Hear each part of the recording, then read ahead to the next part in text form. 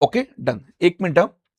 सुरुवातीला लक्षात ठेवायचं एक मोठी बिग अपडेट आहे. ती अपडेट सध्या बघून घ्या. ती अपडेट अशी आहे, त्याला आपण कोर इंडस्ट्री म्हणतो.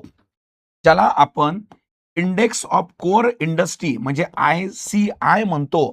ते आता लक्षात ठेवायचं 8 नसेल, ते आता 9 असणार आहे. 9 किती असणार आहे? 9. तुमचे वही, पुस्तक, पेन जे काही पुस्तक तुमच्याकडे जुने पुस्तक असेल ते अपडेट करून घ्या. आता कोर इंडस्ट्री हे 8 नाही, किती असणार? 9 असणार आहे. मग तुमचा बेसिक प्रश्न असेल, तर आम्ही तर आजपर्यंत कोर इंडस्ट्री वाचलंच नाही, तर त्याचं बेसिक सुद्धा आपण इथं घेण्याचा प्रयत्न आपण करू. ओके, लक्षात घ्या. आता बघा विषय काय आहे पहिल्यांदा समजून घ्या. ज्याला आपण उद्योग म्हणतो म्हणजे इंडस्ट्री म्हणतो. काय म्हणतो? उद्योग किंवा इंडस्ट्री. हे अपडेट करून घ्या मी जे सांगत होते. तर भारतामध्ये औद्योगिक विकास होत आहे की नाही, इंडस्ट्रियल डेव्हलपमेंट होत आहे की नाही, हे तपासण्याचं काम जो निर्देशांक करतो, हे तपासण्याचं काम जो इंडेक्स करतो, त्या इंडेक्सला म्हणतात IIP, index of industrial production. काय म्हणतात? IIP, index of industrial production. त्याला IIP म्हणतात.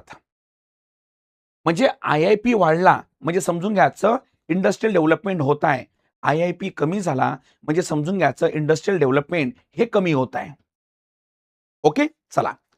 आता या IIP मध्ये म्हणजे या IIP ला जर आपण 100 मानलं, म्हणजे उदाहरणार्थ असं समजा, जसं उदाहरणार्थ आपण म्हणतो MPSC, म्हणतो MPSC. आता MPSC मध्ये मेजर समजून घ्या 8 सिलेबस आहे. पण या 8 पैकी इको पॉलिटी आणि जॉग्राफी हे कोर सब्जेक्ट आहे. इको पॉलिटी जॉग्राफी हे कोर सब्जेक्ट आहे. त्याचं या 3 सब्जेक्टवर प्रभुत्व, त्याचं या MPSC हे पूर्व परीक्षेवर प्रभुत्व असं मानण्यात येते. सेम त्या प्रकारे लक्षात ठेवायचं या IIP मध्ये 8 सेक्टर असे आहे की जे कोर आहे. कोर मग याला कोर सेक्टर म्हणतात. आता हे 8 नसणार, आता हे 9 असणार आहे. आणि इथं एक प्रश्न विचारतो, कोर इंडस्ट्रीमध्ये कुठल्या इंडस्ट्रीचा समावेश होतो? कोर इंडस्ट्रीमध्ये कुठल्या इंडस्ट्रीचा काय होतो समावेश? तर तुम्हाला मी दाखवतो 9 कुठल्या आहेत. तर पण पहिल्यांदा कन्सेप्ट समजून घ्या. या IIP मध्ये आता 9 असे सेक्टर आहे ज्याला कोर सेक्टर म्हणतात.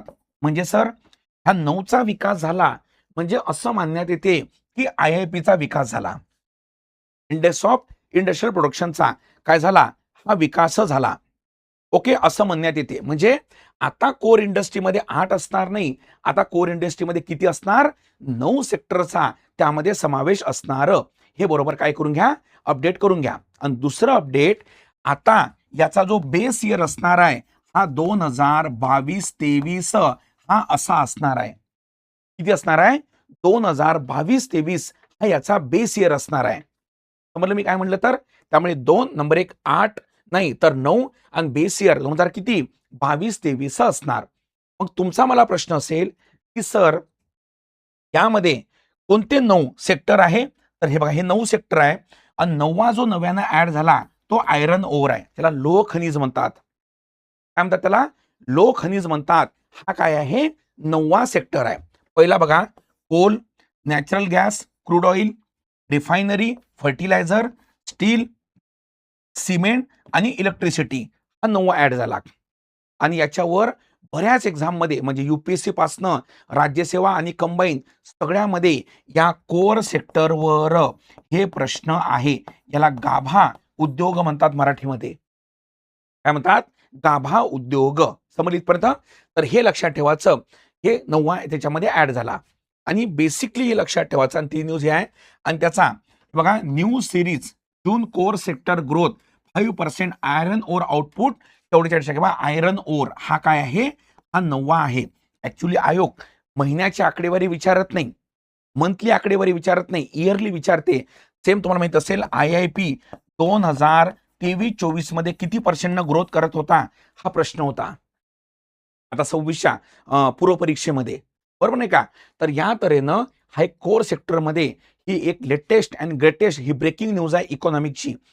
जेवढे काही तुमचे अभ्यास साहित्य असेल त्याला व्यवस्थितपणे काय करून घ्या, ऍड करून घ्या. कारण मागच्या 2 वर्षापासनं आयोगाचा ट्रेंड हा उद्योगाकडे वळलेला आहे. 2 वर्षाआधी उद्योगावर प्रश्न येत नव्हते.